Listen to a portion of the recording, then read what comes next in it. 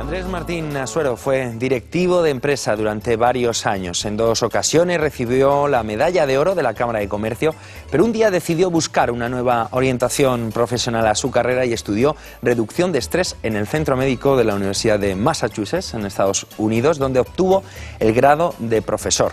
Ahora es un gran especialista, hay que decirlo, en cómo gestionar el estrés, por lo que también ha recibido premios. Ha escrito 2 libros con rumbo propio y el que viene a presentarnos hoy aquí, Sabiduría Estratégica. Bienvenido, señor Martín. Gracias, Juanjo, es un placer estar aquí. Un placer, el placer siempre es nuestro. Muy bien. En su libro, o su libro por lo menos pretende ser una ayuda, ¿no? Un apoyo a todas esas personas que quieren o han decidido cambiar su vida. ¿Usted cuándo decidió darle ese giro de rumbo a la suya? Bueno, hace 7 años, yo antes estaba entre los que generaban estrés y me dedicaba a criar peces en cultivos marinos para un grupo noruego y bueno, tuve una serie de discrepancias con la dirección y eso pues forzó mi salida y decidí que iba a hacer algo que tuviera más que ver con el corazón, algo que tuviera más que ver con ayudar a las personas, y inicié un periplo que acabó en la clínica de reducción de estrés, y de ahí pues empecé a reinventarme en esta versión 2.0 que es la de reducción de estrés. Dejó el lado oscuro. Sí, dejé el lado oscuro, sí. Bueno, es curioso porque usted dice que tener talento es saber o descubrir para qué sirve cada uno. ¿Tan difícil, tan complicado es descubrir nuestros talentos propios?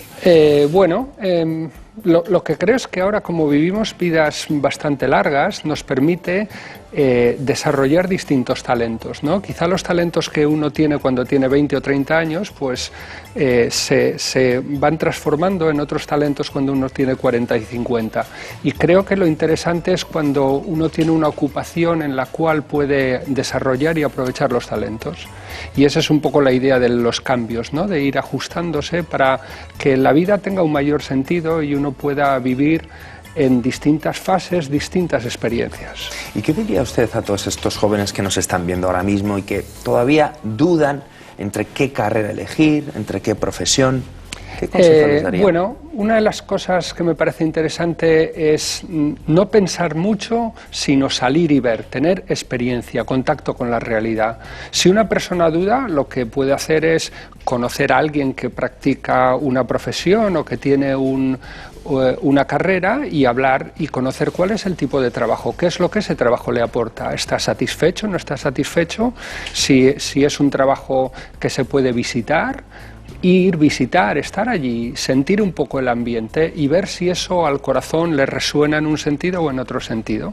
Y creo que de ahí tomamos mejores decisiones.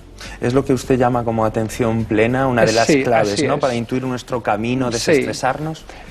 Una herramienta muy interesante es la conciencia plena. En inglés se dice mindfulness, que tiene que ver con mejorar nuestra capacidad de prestar atención y de vivir la vida tal y como es.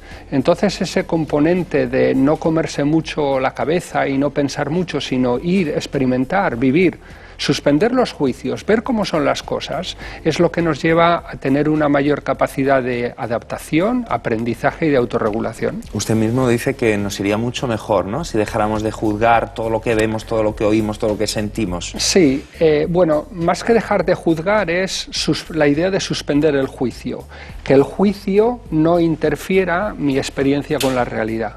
Por ejemplo, si yo vengo, no sé, voy a la casa de un amigo y me parece que en la casa pues está, no sé, desordenada o la decoración no me gusta, ¿no? De alguna forma ese juicio interfiere con lo que yo estoy allí viendo y probablemente mi amigo se dé cuenta que estoy incómodo, ¿no? Por lo tanto, la conexión con el amigo también se ve dificultada por ello.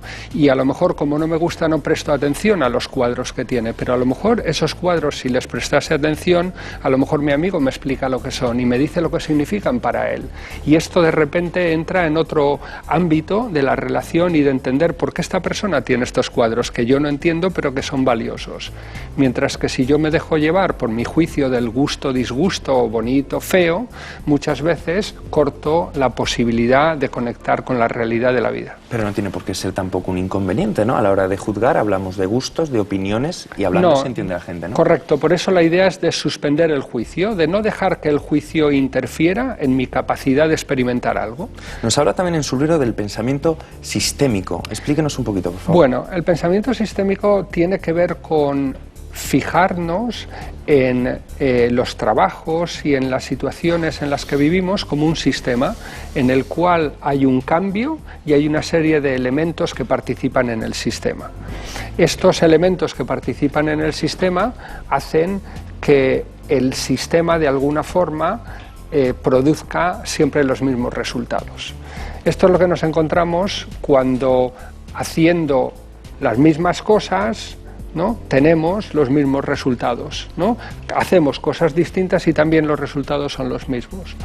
Por lo tanto, lo que tenemos es que entender qué es lo que hay detrás. Por ejemplo, si hablamos de sistemas familiares, ¿no?, a veces lo que nos encontramos es que hay una serie de roles admitidos, con esos roles se dan unos comportamientos determinados y esos comportamientos de alguna forma condicionan el comportamiento de las otras personas de la familia, ¿no? Si a una persona se le exige que tenga, no sé, un grado de orden y que tenga unas notas y que tenga una serie de comportamientos que podríamos decir estándar, pues estás impidiendo que esa persona explore una dimensión más creativa de ella misma, una dimensión más artística. Entonces, la idea de entender el sistema de alguna forma nos permite operar cambios de forma más efectiva. Señor Martín, dentro de un ratito vamos a tener la tertulia de carreras populares, sí. Analizaremos un poco el hecho de correr.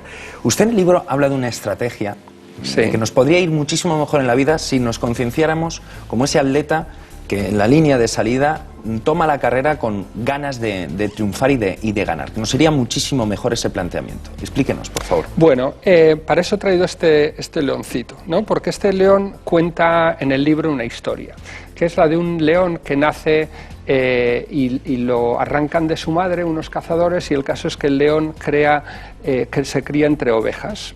Y bueno, la historia cuenta que vive en un rebaño de ovejas y el león nunca ha visto ningún otro león y cree que es una oveja, hasta que aparece un león de verdad.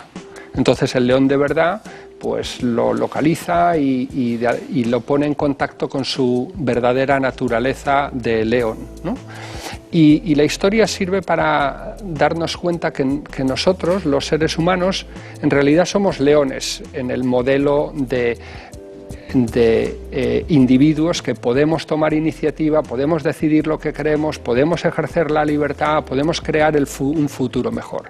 Pero a veces nos comportamos como ovejas, es decir, nos mantenemos en un grupo, nos quejamos de lo que nos pasa, ¿no? Tenemos esta sensación de que los problemas son otros y que si la gente cambiara, si la sociedad cambiara, si el gobierno cambiara, todo estaría perfecto. Mientras que el león no, el león piensa ¿qué es lo que puedo hacer yo para mejorar mi vida? ¿Qué es lo que puedo hacer yo para cambiar las circunstancias que no me gustan? Siendo un poco consciente también de esos modelos mentales, estamos predestinados, ¿no? Desde pequeñitos. Bueno, hay una serie de modelos mentales que condicionan nuestro comportamiento porque nos hacen creer que las cosas son de una forma, o que yo soy de una forma, o que otras personas son de una forma. La idea de los modelos mentales, también como la del pensamiento sistémico, son ideas complejas. Claro. Pero los modelos mentales condicionan nuestra forma de ver la realidad, y como yo veo la realidad de una manera, me comporto de una manera. Por ejemplo, los talibanes de Afganistán consideran que las mujeres no son dignas de tener una educación, por lo tanto no las llevan a la escuela. Como no las llevan a la escuela y no tienen una educación y no les dejan ejercer, pues las mujeres nunca tienen capacidad de influir en la sociedad. Como no tienen capacidad de influir en la sociedad, confirma su suposición de que las mujeres no hay que llevarlas a la escuela. Señor Martín, nos queda solamente un minutito. Al final del libro usted habla del proceso de la U, sí, como método para encontrar realmente nuestro camino. El proceso de la U es muy interesante. Es una metodología reciente que consiste en aprender del futuro. Es difícil aprender del pasado porque vivimos en un mundo que cambia tan rápido y que lo que ha ocurrido en el pasado no necesariamente se va a repetir. Entonces, cuando aprender del futuro tiene que ver con la capacidad de imaginar el futuro que a uno le gustaría vivir, verse en él y empezar a hacer aquellas cosas que le pueden ayudar a que ese futuro sea realidad.